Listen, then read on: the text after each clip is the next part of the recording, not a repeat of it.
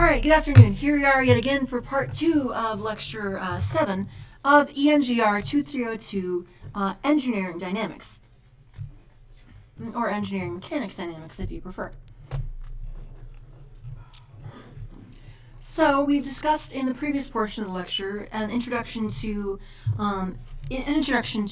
impulse and its conservation of momentum, but I want to move on to a discussion of the most common application, which is impact. So let us discuss impact.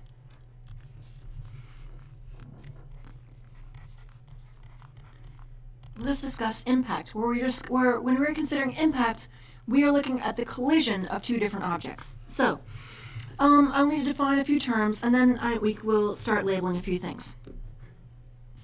So basically, I want to go through a few definitions right now. Impact, essentially, of course, is a collision. It is a collision between two bodies. Collision between two bodies.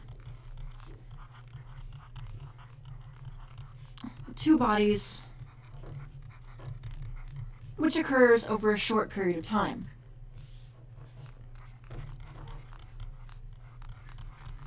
A short period of time.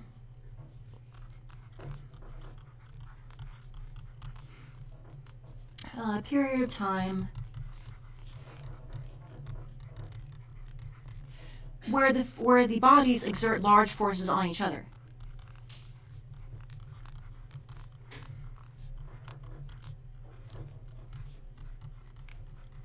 Large forces on each other. So again, let's look at this definition in detail. So we're looking at forces between collisions between two bodies, and it has to be very quick, and that the forces involved have to be large. So something like something that would not be, so not all collisions have to be impacts. So an example that I could think of right now would be something like, imagine two continents colliding. Say the two tectonic plates colliding. That the forces involved there are immense. Where you talk about, say, the Pacific plate colliding to the North American plate and raising up the California mountains, or the Indian plate or the South Asian plate colliding with the Asian mainland and raising up the Himalayas. Those are huge, immense forces, but they're occurring over a huge period of time, so I really wouldn't consider that an impact. I would consider that a collision, but I wouldn't consider that an impact. An impact has to be something fairly quick, a quick event. Then I also want to define something called the line of impact. The line of impact. And this will be important for a few reasons. The line of impact is the common normal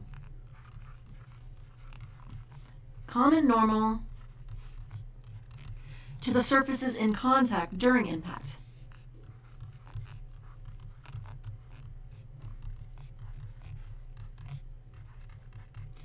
During impact. So let's draw this out. So here, and actually let me define a few more here. I'll also define a central impact,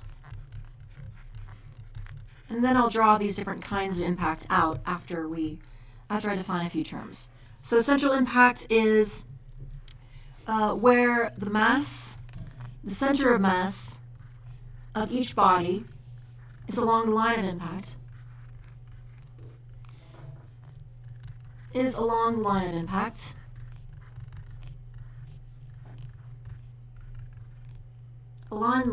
the line of impact here.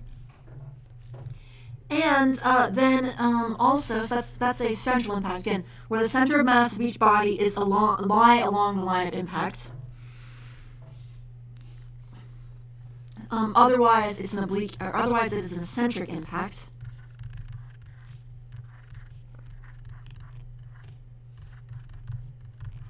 Eccentric impact. So an eccentric impact is in contradiction, or is the corollary to a central impact. We're classifying impacts in terms of their velocities and the locations of the objects. So we could also have a direct impact. That's another definition. Direct impact is where the velocities are also along the line of impact. Are also along, or I should say, the velocities are along the line of impact.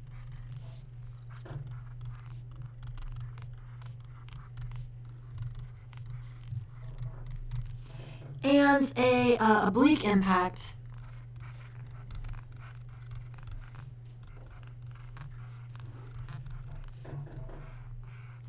is where velocities are not along.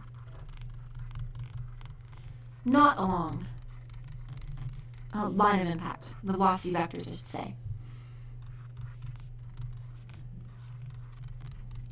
So let's look at this. I would say something like, here, let's think about this. I could say, I'm trying to create a quick table sort of summarizing this. Let's try to do something like this. This is how I might summarize this. Let's see.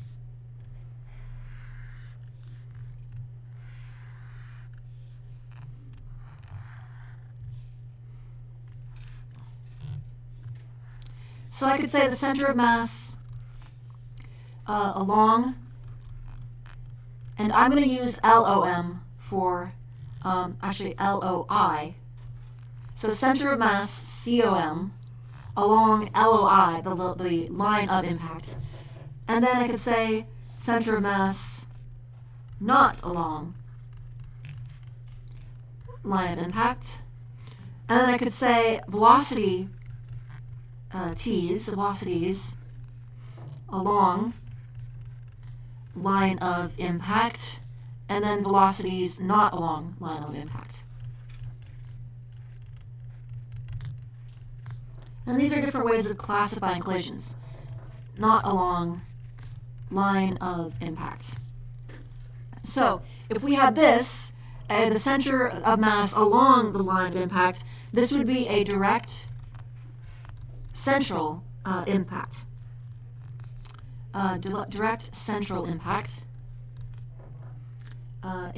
Basically, I don't have quite enough room, so I'm going to, all of these would have impact written after them, but I'm just going to leave this off. So append impact. Actually, I might be able to squeeze in. Impact, yes. Direct central impact, sorry.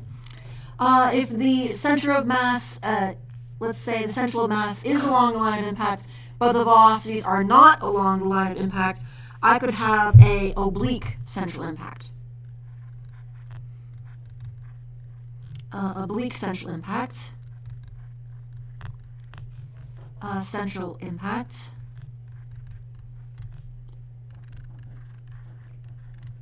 We're going to be concerned mainly with direct impacts, both oblique and central, but we could also have eccentric. We could have an eccentric. This is the kind of impact made by your instructor, an eccentric central impact, or an eccentric impact. An eccentric, it's an impact joke. Central impact. Oh, sorry, an eccentric, I should call this a direct eccentric impact. Sorry about that. Because the direct describes the velocity. So I should say direct eccentric impact.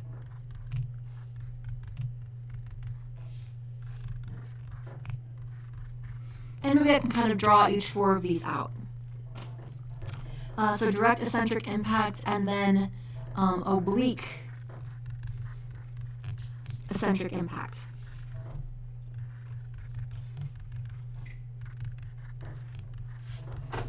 So direct central impact, oblique central impact, direct eccentric impact, and oblique eccentric impact. Joy. Okay, so first, a direct central impact is something like this. Direct central impact.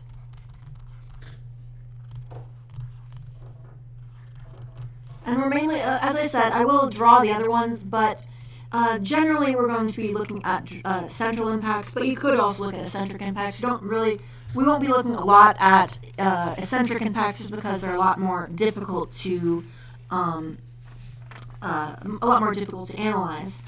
So we're going to be working mainly with those. But so a direct central impact would be something like this. Say you had a plane of contact here, and you had two objects that are, maybe I'll draw it like a large sphere like this, maybe another large sphere like this, and the line of impact is, let me do maybe the line of impact in orange.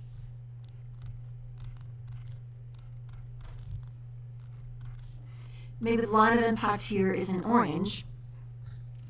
And again, the velocities have to be along the line of impact as well. So what makes it a central impact is if I were to label the center of masses, maybe they would be something like this. Center of mass here and here, and a center of mass here. And then the velocities would also be along this line of impact. So the velocities and the center of masses have to be along the line of impact here. And that is what makes a direct central impact a central impact. Again, we have this line of impact, which is the line along the, so there's a certain plane that where the two surfaces of the objects touch. That's the plane there. And then we have a normal line, and that normal line is the line of impact. And so for a central impact, so for a direct central impact, or I should say for central impact, the center of masses will be along that line of impact. Sorry, I should say not LOM, LOI, line of impact. And then for here, both the center of masses and the velocities are along that line of impact. So for, again, the direct impact means that the velocities are along this line, and the central impact means that the center of masses are along this line. We could also have an oblique central impact. Oblique central impact. It would look the same, except the velocities will be unaligned. And we're going to discuss, I'm not going to go into great detail discussing the other two, but I will draw them out to sort of give you an idea of what they would look like. I'm only going to discuss in length the direct central impact and the oblique central impact. So an oblique central impact would look very similar, where you have the two, I'm just drawing spherical objects for the sake of, it's very clear that the center of masses are at the center of the bodies. Here. Looks bad. Close enough. So here would be the center of mass for one of them, and the center of mass for the other one. And then the line of impact would be between them. So that's not going to change. What is going to change, however, is the velocities. So this is the LOI. What will change, however, is the velocities. And so you would have perhaps a velocity 1, something like this. Maybe this is VA, and this is VB. And here you would have VA, and maybe VB, but going in a different direction. Neither, or one of them can be, but at least one of them is not directed along the line of impact. That is an oblique central impact. We could also have eccentric impacts, and let me kind of draw that out. I will draw out perhaps if we could also have eccentric impacts, sorry. So we could have a direct, I described this as a direct eccentric impact, so let me draw that out. Direct eccentric impact. So I'm going to draw these as like bricks flying through the air. So a nice kind of rectangular shape where it's clear where they, something that's very clear where the center of mass would be. So say I had something like this, and two bricks are flying through the air, and maybe this is the mutual normal here at the surface where that's where the two planes of the surfaces meet. And so the line of impact would be something like this. maybe this is the line of impact, LOI, but then the center of mass of these two bricks would not be along, or actually may perhaps be nowhere near the line of impact. So maybe the center of mass for this one is here, and the center of mass for this one is here. And then, but if it was going to be a direct impact, the velocities would still need to be along the line of impact. So you would have maybe a VA vector here and a VB vector here. And then you could also have oblique eccentric impact.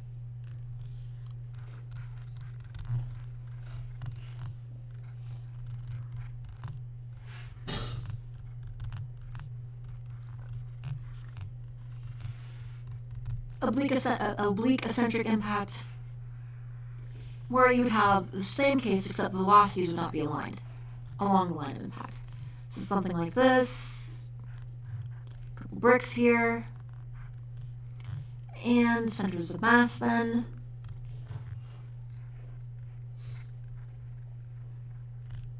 Center of mass.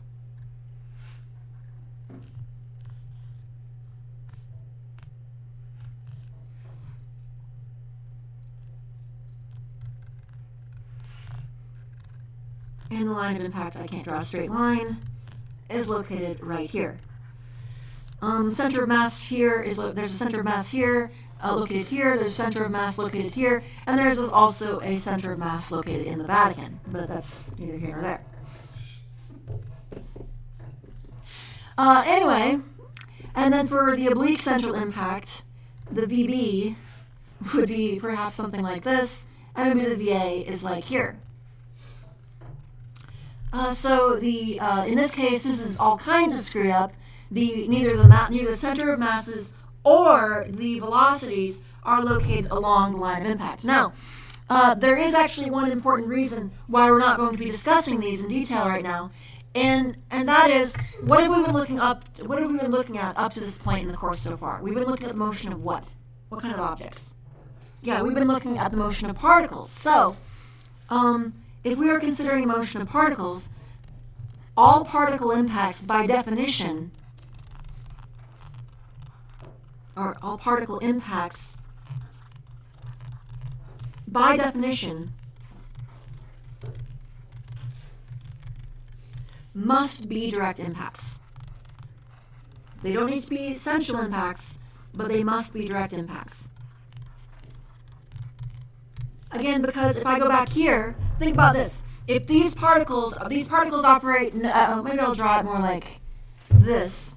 If I have a particle that takes up no space, if I have a line of impact, if I have a simple line of impact, like an impact plane here, something like that, it is impossible for them to not have their centers of mass lined up. Their centers of mass are going to be right at the surface of the impact. They don't have, they have no size.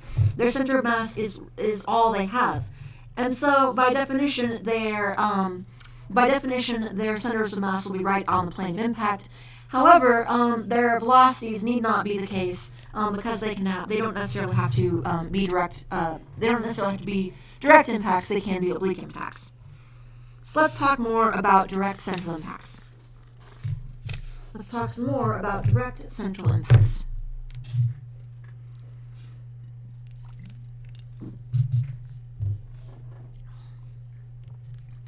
Another way to consider this is a direct central impact would be, actually a sort of another way to consider this is that a direct central impact may be analyzed as a one-dimensional case, while a oblique impact would have to be analyzed as a two-dimensional case. So, direct central impact, actually maybe I'll put this back here.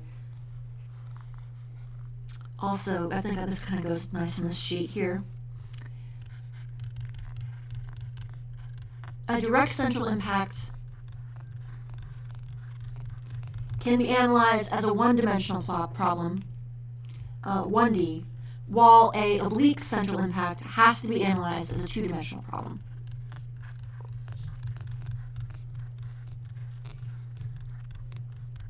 By its nature, it has to be 2D. There's no way around that. Okay, so direct central impact. Let's see. Let's look at a case here. And I'm going to break this down. I want to look at I want to look at direct central impact, or the process of impact, in greater detail. So I've just been saying, oh, it impacts, and et cetera, but I want to look at this in a little more detail. Because so far, the way I've been considering impact, it's like they happen over 0 time, which doesn't, of course, happen. The only way you could have an impact occur in 0 time would be if there was an infinite force involved. And force cannot be infinite, obviously, without completely destroying an object. So it must occur over some finite amount, non-zero amount of time. So consider 2 bodies, object A and object B, that are going to collide with each other. And it's these are particles, so their centers of masses will lie along the line of impact. So here's my line of impact. Line of impact. And I will say that we have VA and VB. Let's say I have VA and VB.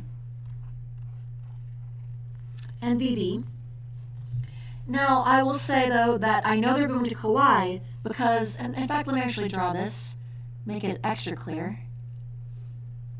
Notice this vector is a lot longer than VB.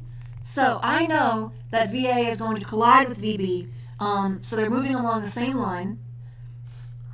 A and B move along the same line, along the same vector, same line.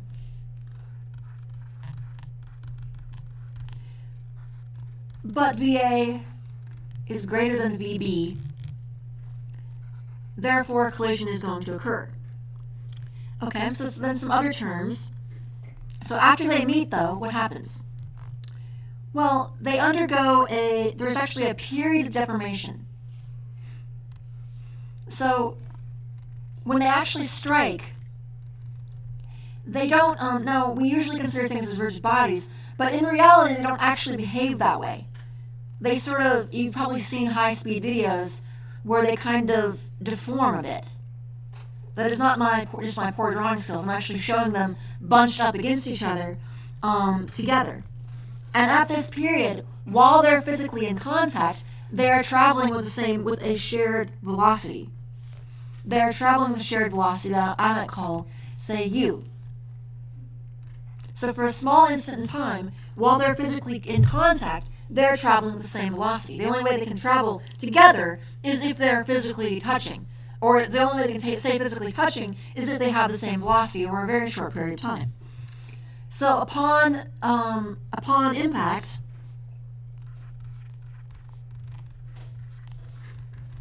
A and B, they undergo a period of deformation. A period of deformation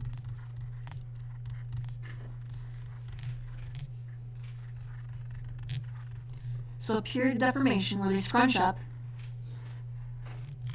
at the end of which, so they basically compress together, the end of which they travel at the same velocity.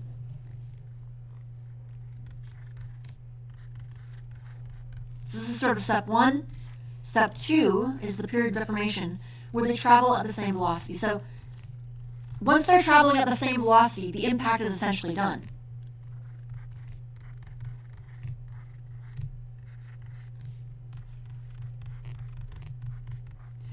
So essentially they are brought to the same common velocity. And the way that happens is via a elastic transformation of energy.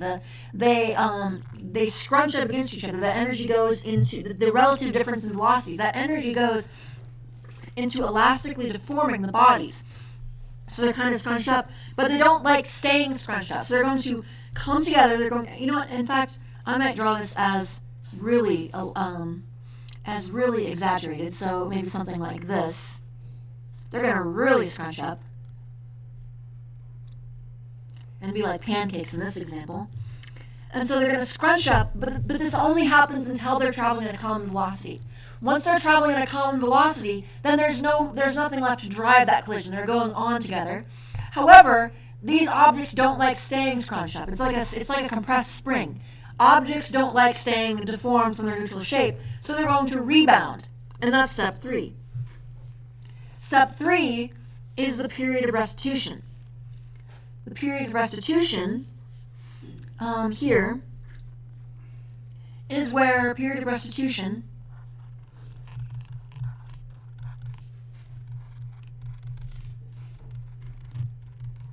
and it's called the period of restitution because the force, the previous shape of the bodies is restored. In the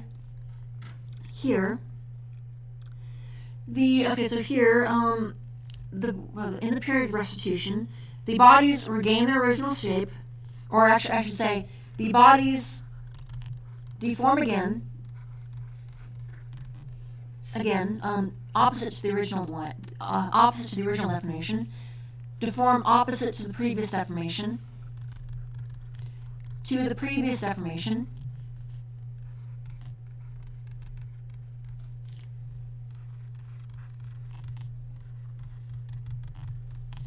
and either regain their original shape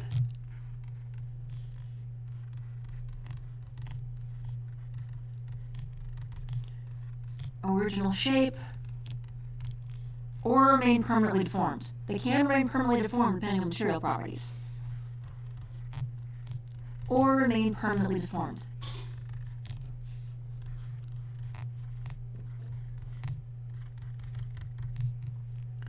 Permanently deformed. And afterwards, they'll be traveling with a VA, a separate VA, and a VB. But these VA and VB will be different than the initial VA VB. So there'll be two objects here and here, the two particles, and they'll have a different VA and VB. And in fact, I will actually draw this one with VA being smaller, just to illustrate that they're going to have different final velocities. VB here. All right. However, there is a conservation of momentum applied. Here, there is a conservation of momentum applied. And let's see this here. So if we apply conservation of momentum, applying conservation of momentum,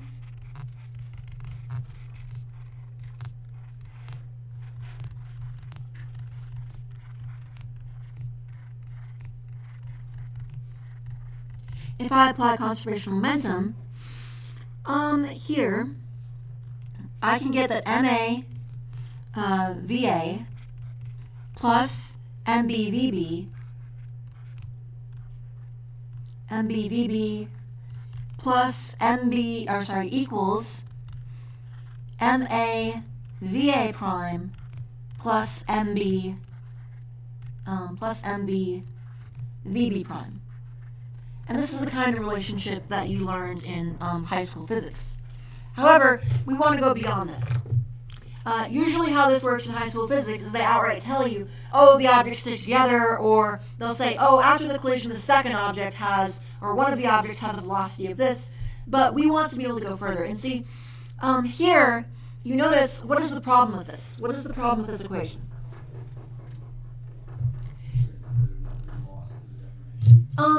Well, the answer was someone answered that that nothing is lost to deformation, and that's actually fine. Energy and momentum are not the same thing. They are often related, but they are not the same thing. Momentum will always be conserved in collisions, but energy need not be.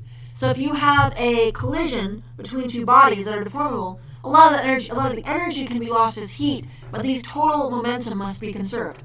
Also, I should mention, when I say permanently deformed, a good example of that would be, imagine if I bounce a piece of silly putty off of the wall. I take a big wad of clay or silly putty. If I bounce it off the wall, it's going to remain permanently deformed. It's not going to completely go back to its original shape. Meanwhile, something like a tennis ball, which is highly elastic, will regain its original shape. Well, I suppose if you throw it hard enough, then yes, it will not regain its original shape. If you throw a baseball at 90% the speed of light, it will not retain its original shape, and you'll have other problems. But anyway, so here, the problem with this is, let's say I knew VA and I knew VB. Well, I have one equation relating these, but I would want to know both the VA prime and VB prime, but I only have one equation. I can't solve for both VA prime and VB prime. This is two unknowns and one equation. In your high school physics class, how they got around this was just by giving you one, or saying, oh, after the impact they have the same velocity, or after the impact one is traveling at twice the other one, or something like that. But we need to go further. We don't want to rely on such simple models. We wish to go further. So let's do that. Let's do that here. Let's see here. And I seem to be having a few technical difficulties here. Just bear with me for a moment.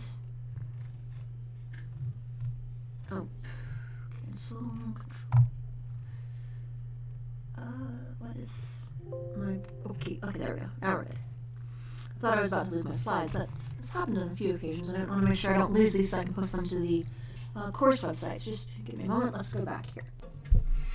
And I want to talk about something called the coefficient of restitution. The coefficient of restitution. So, let's see this. Let's move on. And let's say I had a object that we had something like this. Let's move along here. And let's say I had a force here, an object here, and a force applied to it, some sort of impact force applied to it, and then here, then it had a final velocity here. So let's say there was this here, which is MAVA. Initially, an object is traveling with MAVA, and it is subject to a direct central impact. And this will be, let's say I have force P. So the change in momentum here would be the integral of P dt, where again P is going to be the force on one of the bodies, and at the end perhaps we have ma times velocity u, for instance, u here. And so this is the initial here. This is basically during the period of deformation. And then there's also a period, so this is basically, all of this is occurring during the period of deformation. So this is the deformation.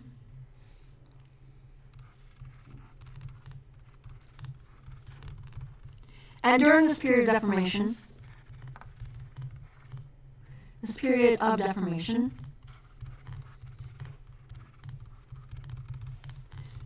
period of deformation, MAVA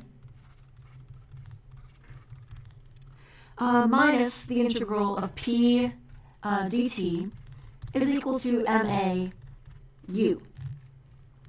And this U, again, is not the final velocity of object A. It is this common velocity that we described here that occurs only for that brief instant where they're traveling the two objects are traveling at the same velocity here. And then during the period of restitution, initially I have, so I'm going to do the same kind of thing here, and plus here I should have, so initially I'll have MAU, and then I'll apply a restitution force here, which I'm going to call a restitution impulse, and I'm going to call the integral of R dt, where R is going to be a restitution force. And at the end of this, I will have MA, VA prime. So again, this is during restitution. All of this is during restitution.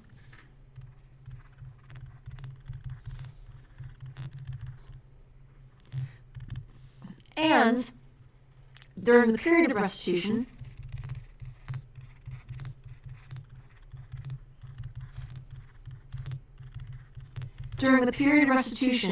we will say MAU minus the integral of R dt is equal to MA VA prime. VA prime. And we could do, and so then I want to define something called the coefficient of restitution. So I'm going to look at, I'm going to define E, which is the coefficient of restitution.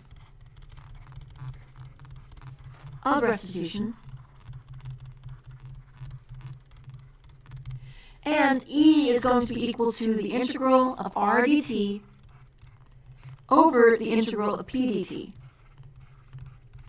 Or I could say this is also equal to U minus VA prime over VA minus U.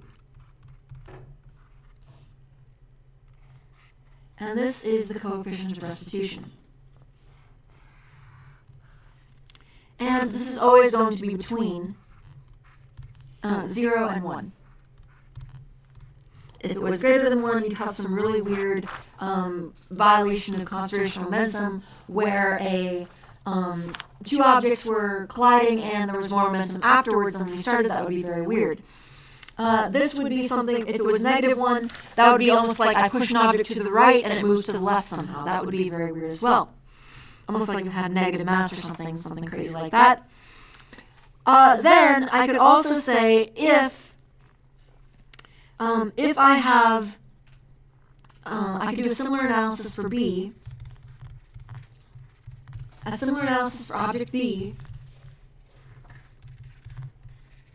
will yield E, and the same, we'll have the same, we will have the same restitution for both, coefficient restitution for both objects. And a similar analysis for B, but then considering that things are pointing in different directions, would be where the forces, so the restitution forces, etc., are pointing in opposite directions. V prime B minus U over U minus VB here. And then if I combine them, if I combine these together, so if I combine them together, I can get a really useful one, so I'll put a red box around it. If I combine these together, I will get that VB prime minus VA prime is equal to E, and this is really where we reuse coefficient of restitution, E times VA minus VB. So notice no masses appear. Essentially what I've done here is cancel out the masses, and our E, our coefficient of restitution, is something that can directly relate initial to final velocities. And this is not something that is useful on its own. However, it is something that is useful when combining with the principle of conservation of linear momentum. And so then let's look at a few cases of particular coefficients of restitution. So particular cases here. Particular cases.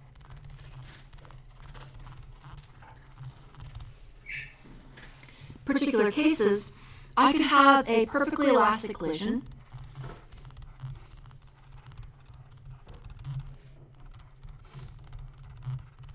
And if I had a perfectly elastic collision, I would have something like this. In the perfectly elastic collision, E is equal to 0. So in other words, if I put in 0 for E here, well, I can simply get that, here, if I look at this, if in a perfectly actually, sorry, this is a perfectly plastic impact. So let me do the perfectly elastic one here. In the perfect elastic impact here, E is equal to 1. So in this case, VB prime minus VA prime is equal to VA minus VB. This is a perfectly elastic collision. And then in a perfectly plastic impact,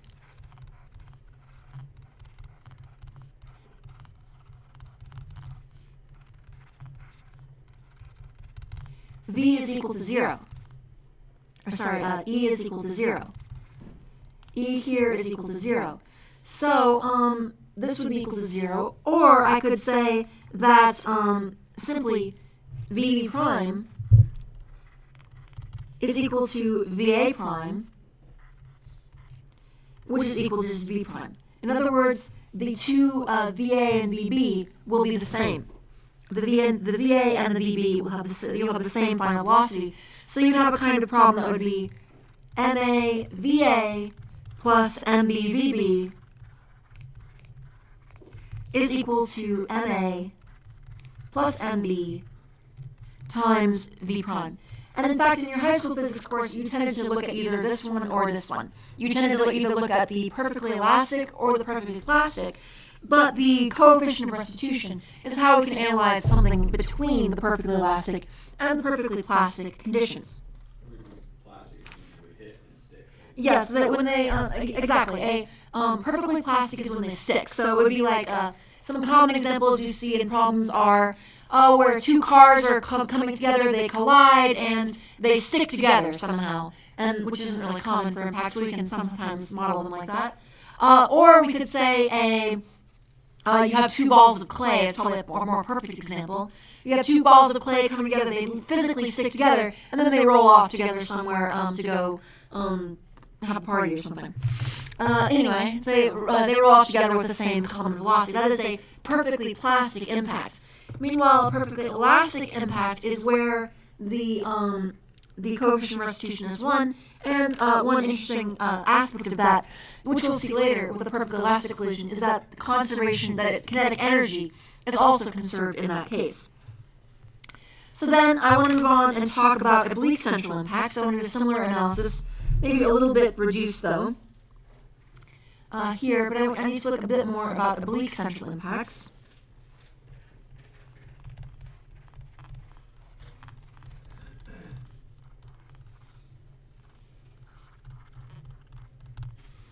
Oblique central impact here. So something like this. Now the nice thing about this is we're not doing eccentric impacts. So let's consider this here. Oblique central impacts. Let's look at this. So in oblique central impacts, the final velocities both magnitude and direction are unknown.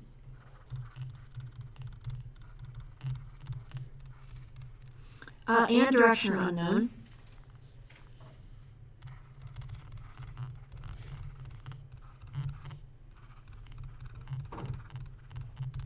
So to solve a problem like this, 4 equations are required.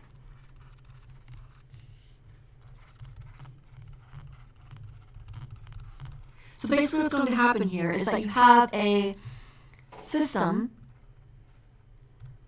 where the two objects are going to collide, and they'll have 2 different velocities initially, or 2 different momentums, MA, VA, and then maybe MB, VB, but they're not going to ricochet along the same common axis, so that's not going to happen.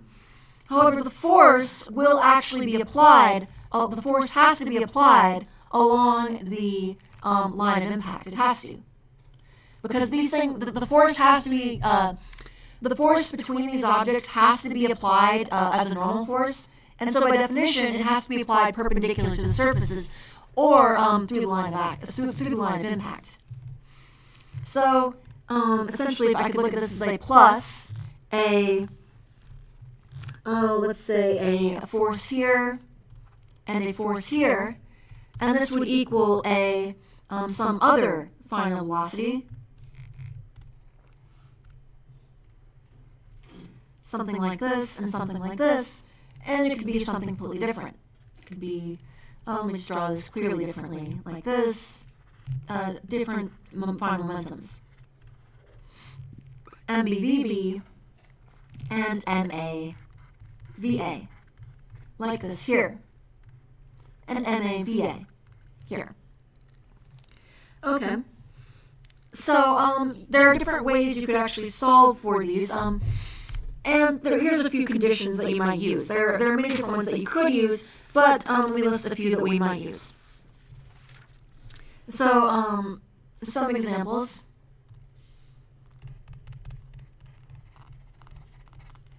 Examples of conditions that may exist. That may exist.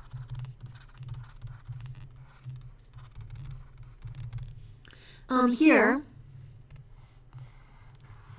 if there is no tangential component, if there is no tangential impact component, so we know that there is no. So actually, this doesn't actually need to. I should back up and say this doesn't always need to exist. These just all of these will exist. Sorry. Let's look for a few more equations that we can solve for here, or use. So we know that in an impact like this, that no tangential component, impulse component exists. Component exists, and so that means that the tangential component of momentum of each particle is conserved.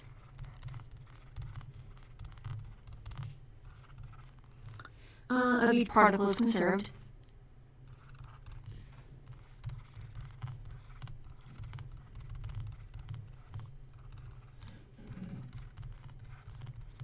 What do I mean by this? So, look at this here. What I mean by tangential is that this initial momentum here has a tangential perpendicular to the normal and a normal component.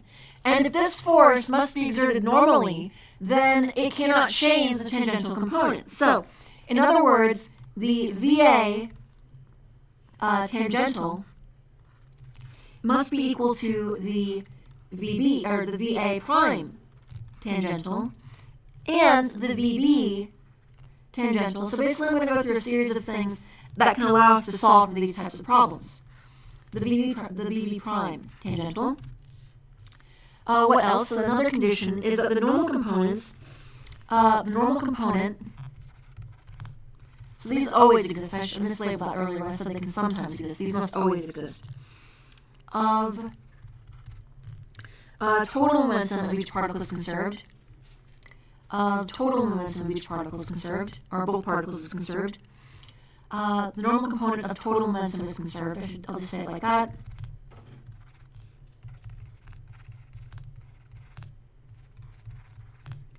So, MA VA normal plus MB VB normal, the normal component, we're looking at components here, must be equal to MA VA prime normal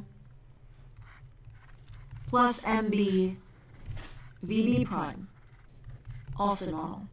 So that would be the second one. Actually, we have one equation, two equations, three equations, and then finally I can get a fourth one. We could use a coefficient restitution approach. The normal component of relative velocities, velocities before and after impact, the normal component of relative velocities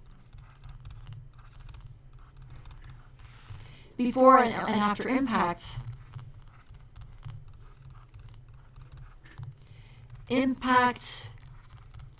are related by the coefficient of restitution.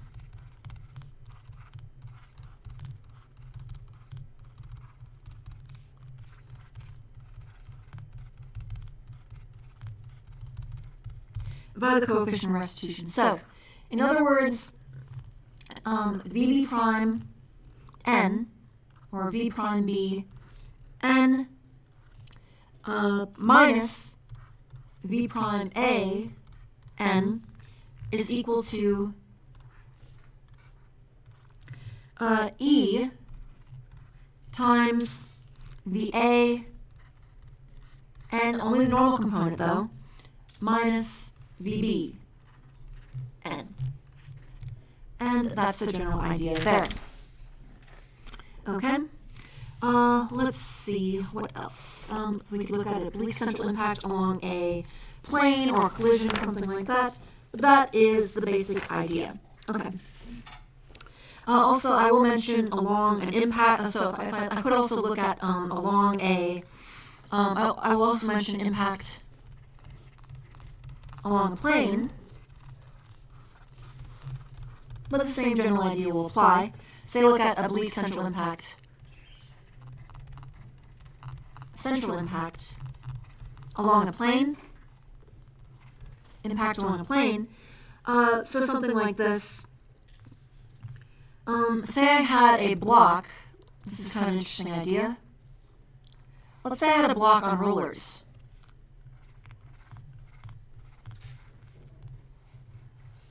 A block on rollers at a certain angle, and then an object is colliding with this, and each of these have an initial velocity. How would this work? Let's say there was an MAVA here, and let's say this was not lined up, so here's the line of impact, but then this was MBVB.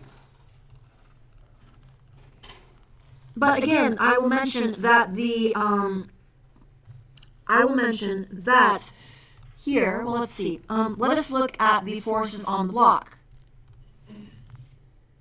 Well, there's going to be an external force, and this will balance some of the components on this thing.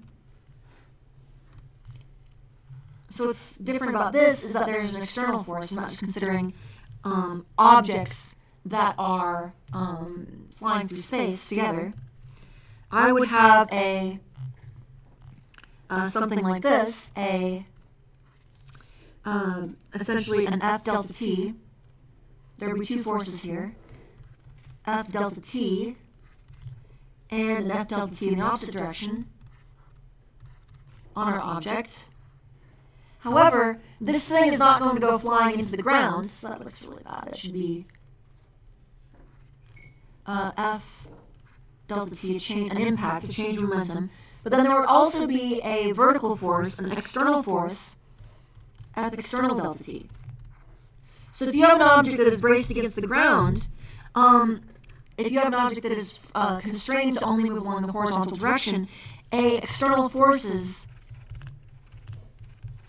can prevent objects from moving along certain axes.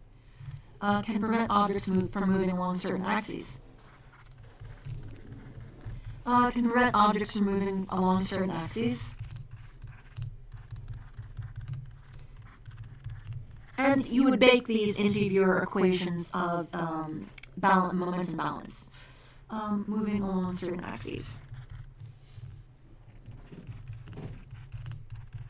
And you can read more about that in the text. Alright, that will finish for my introduction to the theory of impact and momentum and collisions, and we'll continue later on with some more discussion of some particular examples.